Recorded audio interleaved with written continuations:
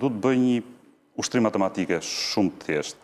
Po flisim për Don Boscon. Në 2020, 1 metër katror kushtonte 1.000 euro. Po 1.000 euro në atë moment ishin 130.000 lekë të reja. Po, se ishte kursi këmbimit.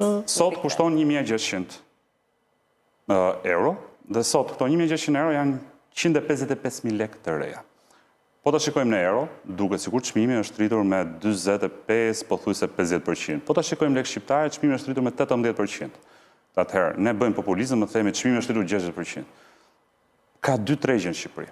Ka persona që fitojnë para në euro dhe duan me do e mos të shpenzojnë euro, dhe për këta është bërë më e vështirë, ndoshta blenë pasojë vazhdueshme, po për ata të cilët i kanë pasur të ardhat të tyre në lek dhe të cilët sot po blenë në euro, ju është rritur çmimi në një nivel të pranueshëm dhe kjo rritje çmimi me këtë ushtrim matematikor që të bëra unë është ndoshta më e vogël se inflacioni.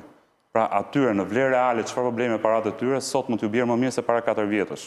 Inflacioni që ka ndodhur gjatë këtyre 4 vjetëve, sidomos atyre 2. Ka raste një zotëri që jetote në Greqi, kishte blerë në 2017 një apartament 100.000 euro.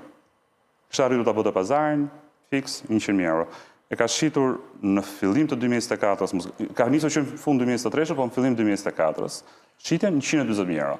Nga ana aty që jetote jashtë Shqipërisë, perceptimi ishte brenda 6 vjetëve e gjys fitova 40.000 euro. Merret kjo kontratë, i çohet ASHK-s për efekt pagesës tatimit 15%. Merret kursi 2017-s, shumëzohet 14 milion lekë të reja.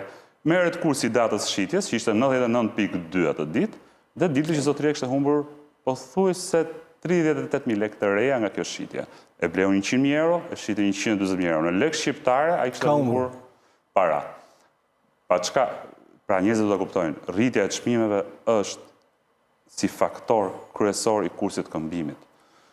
Ai është pjesa e luanit e cili sot kemi disa çmime që në disa zona nuk janë.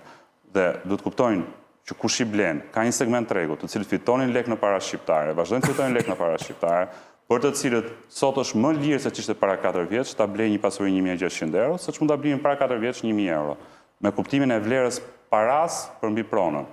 Pra, ka gjithmonë segmente tregu të cilët janë te masa aktive dhe